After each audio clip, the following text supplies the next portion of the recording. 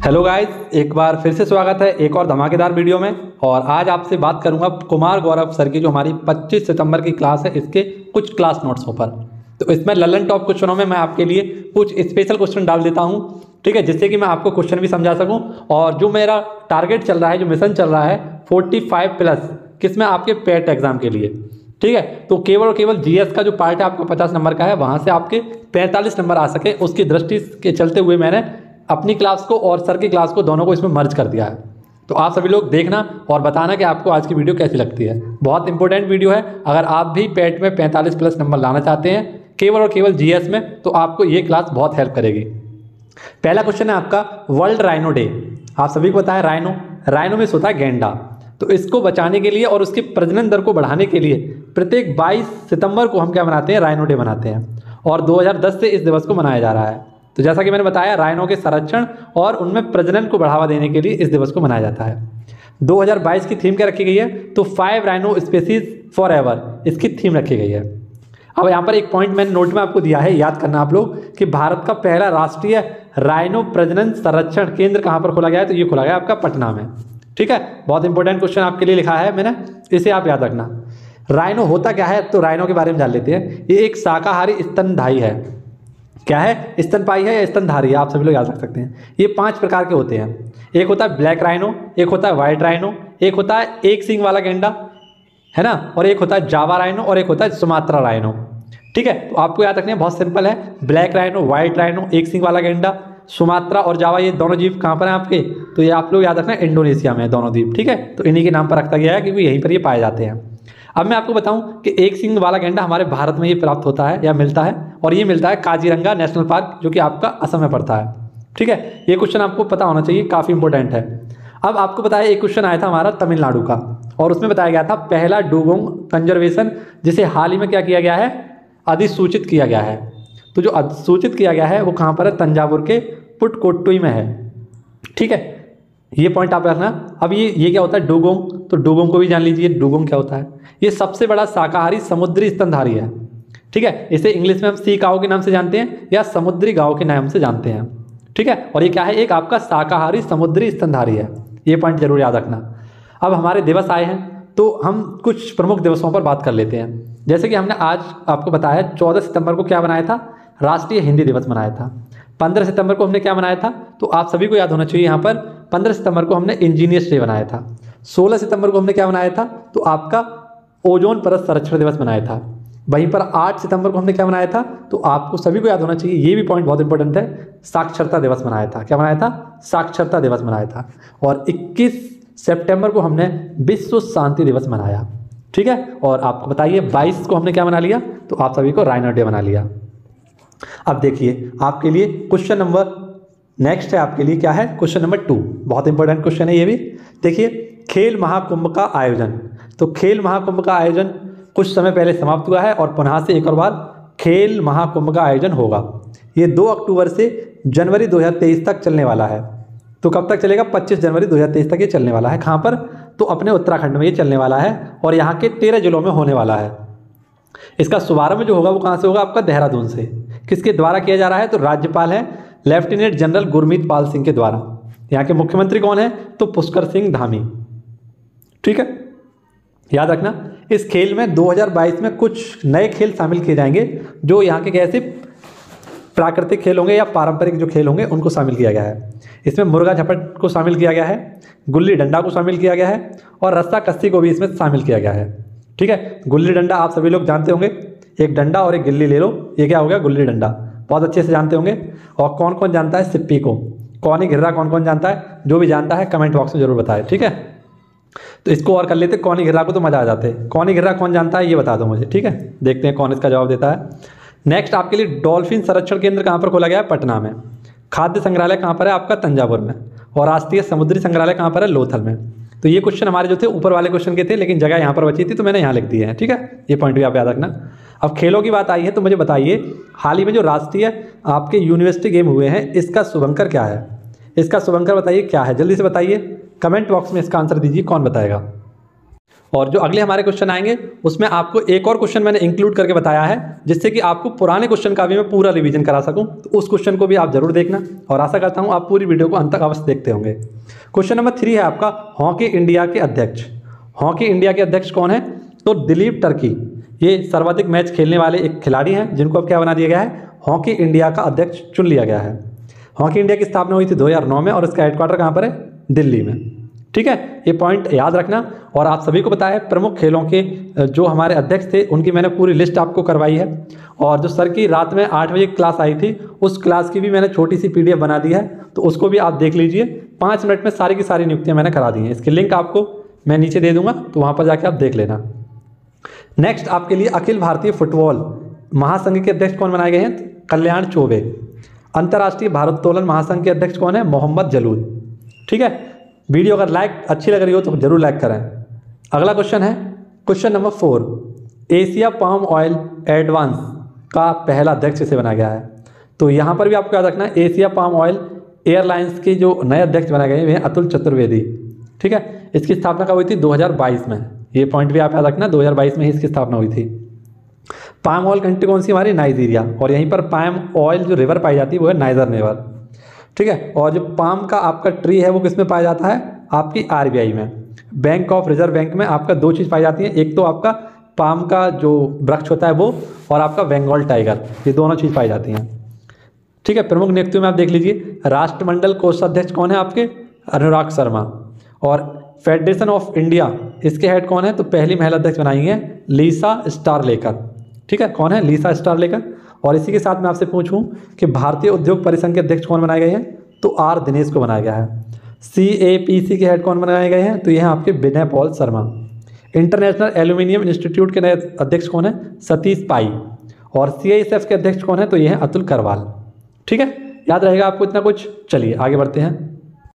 देखिए मित्रों, कल हमने क्वेश्चन पढ़ा था अंबेडकर सर्किट, इनके बारे में पढ़ा था।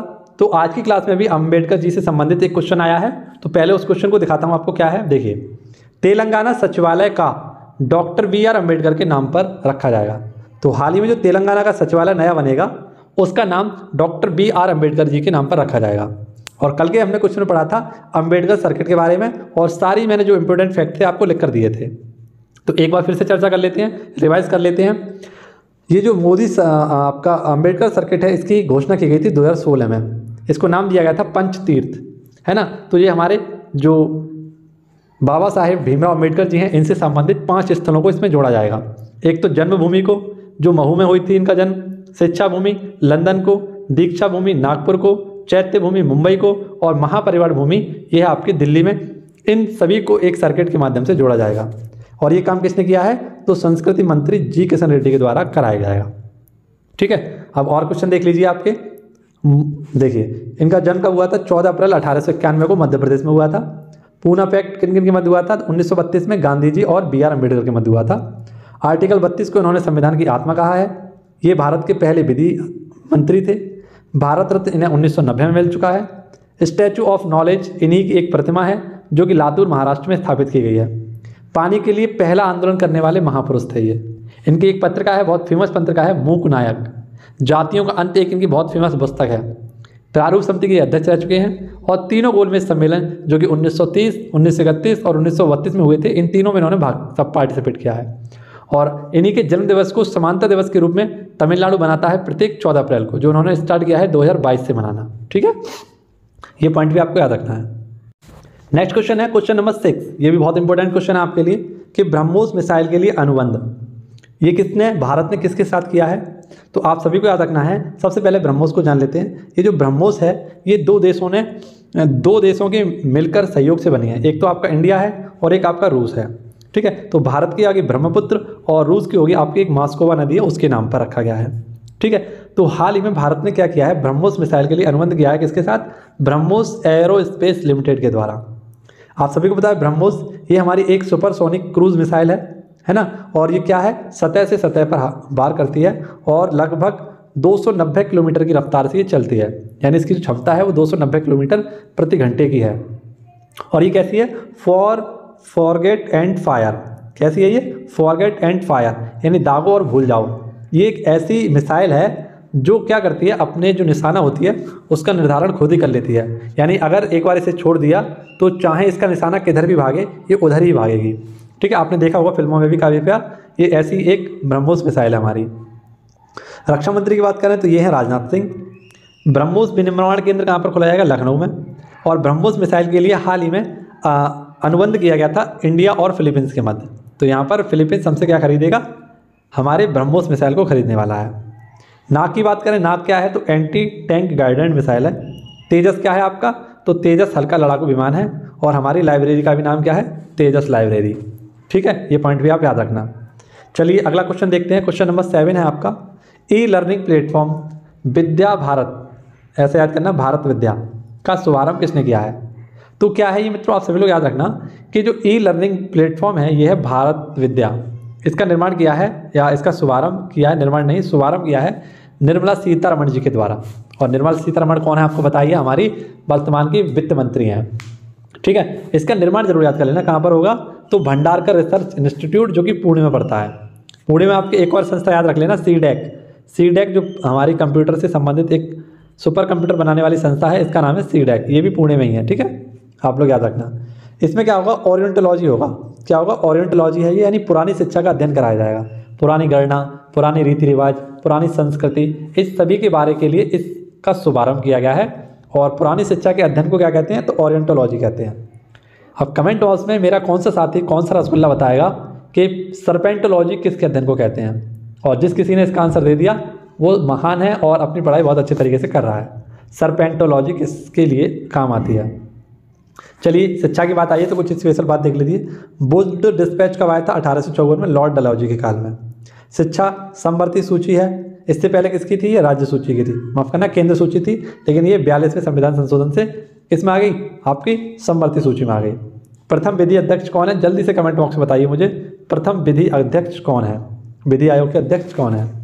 अनुच्छेद 21A शिक्षा का मौलिक अधिकार है आपका, और किससे आया था ये, तो 86वें संविधान संशोधन से आया था।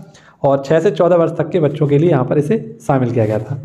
NEP 2020 इससे पहली बार ये कब आई थी तो 1986 में आई थी, लेकिन उससे भी पहले कब आई थी आपकी 1868 में। लेकिन जो नई हमारी शिक्षा नीति आई है वो 2020 में आई है, पूरे 34 वर्ष बाद। आप सभी को याद होना चाहिए कि सबसे पहले जो हमारी नई शिक्षा नीति लागू की थी किसने, कर्नाटक ने। लेकिन यहाँ पर 2 राज्य आपको याद रखने हैं। एक तो मैं बताऊँगा आपको प्री प्राइम जो न्यू एजुकेशन पॉलिसी चालू की है किसने, उत्तराखंड ने। और 100% पाठ्यक्रम चालू कराने वाला आपका एकमात्र राज्य कौन सा बन चुका है, वो है गोवा। ठीक है, ये पॉइंट याद रखना।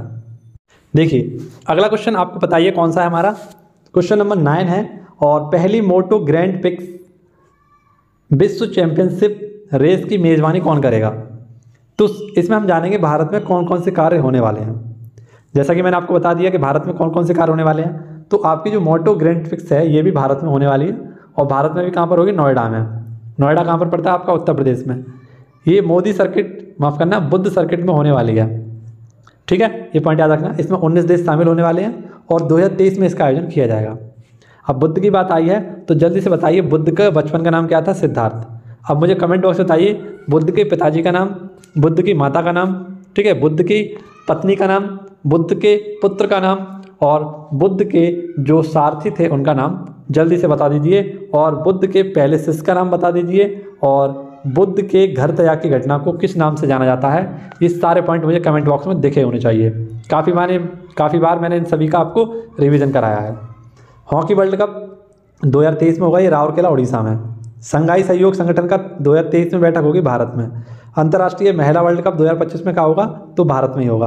पहली महिला चैंपियनशिप 2027 कहाँ होगी, तो ये भी भारत में ही होगी। और बात करें अंतर्राष्ट्रीय T20 महिला विश्व कप, तो ये 2024 में बांग्लादेश में होगा। ठीक है, नेक्स्ट क्वेश्चन है आपके लिए क्वेश्चन नंबर 15, माफ करना क्वेश्चन नंबर 10।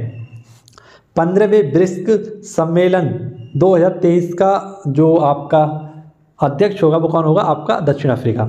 जैसा कि मैंने आपको बताई है इसमें 5 देश हैं। एक तो आपका कौन सा, ब्राज़ील है ना, रसिया है, इंडिया है, चीन है और दक्षिण अफ्रीका है। तो 2013 में 2021 की बैठक कहाँ हुई थी, माफ करना 13वीं बैठक 2021 में कहाँ हुई थी, इंडिया में। 14वीं कहाँ होगी आपकी, चीन में। तो 15वीं कहाँ पर होगी, ये आपकी साउथ अफ्रीका में होगी। तो उसी क्वेश्चन को मैंने आपको यहाँ पर लिखकर बताया है। ब्रिक्स की अगर बात करें तो 2001 में इसकी संकल्पना किसने दी थी, जिम ओ नील के द्वारा। ब्रिक्स ये 5 ऐसे देशों का समूह है जो काफ़ी समृद्धशाली होंगे, विकासशील देश होंगे, उन देशों का समूह है। ठीक है, ये आगे बहुत आगे जाने वाले हैं। तो शुरुआत में इसमें 4 देश थे और ब्रिक्स की जब 4 देशों की बैठक हुई थी पहली बार, ये हुई थी येतेनबर्ग रसिया में। लेकिन इसमें 2010 में एक और देश जुड़ गया जिसका नाम था साउथ अफ्रीका। तो ये क्या हो गया, ब्रिक्स बन गया। ठीक है, अब इनके राष्ट्राध्यक्ष कौन कौन से देख लीजिए। तो ब्राज़ील के हैं बोल्सोनारो, रूस के हैं पुतिन, इंडिया के हैं अपने मोदी जी, चीन के हैं शी जिनपिंग और साउथ अफ्रीका के हैं सिरिल रामाफोसा। ठीक है, ये राष्ट्राध्यक्ष हैं। जो 5 लोग क्या कर रहे हैं, एक दूसरे का हाथ पकड़े खड़े हुए आपने देखे होंगे। ये थे क्रमानुसार। अब जो ब्रिक्स की मुद्रा है इसे कहते हैं 5R मुद्रा, है ना। इसमें 5 मुद्राएं हैं। जैसे ब्राज़ील की क्या है, रियाद, रूस की क्या है, रूबल, भारत की है रुपया, चाइना की है रेमनबी और आपकी साउथ अफ्रीका की है रैंड। ठीक है, तो ऐसा करके आप याद रखना, इनको 5 मुद्राओं के नाम से जाना जाता है जो 5R मुद्रा हैं। ये हमारी 5R मुद्रा थी। तो ये आज की हमारी एक सिंपल सी क्लास जो मैंने आपके सामने रखी, आप सभी को बहुत पसंद आई होगी, अच्छी लगी होगी, है ना। सारे फैक्ट, सारी चीज़ें आपको अच्छी लगी होंगी। अगर जरा सी भी अच्छी लगी हो तो आप सभी लोग इसे लाइक कर सकते हैं, दोस्तों के साथ शेयर कर सकते हैं। मिलना होगा आपसे अगली वीडियो में। तब तक के लिए घर पर रहें, सुरक्षित रहें और एकदम मस्त तरीके से अपनी पढ़ाई करते रहें। धन्यवाद और जय हिंद, जय भारत।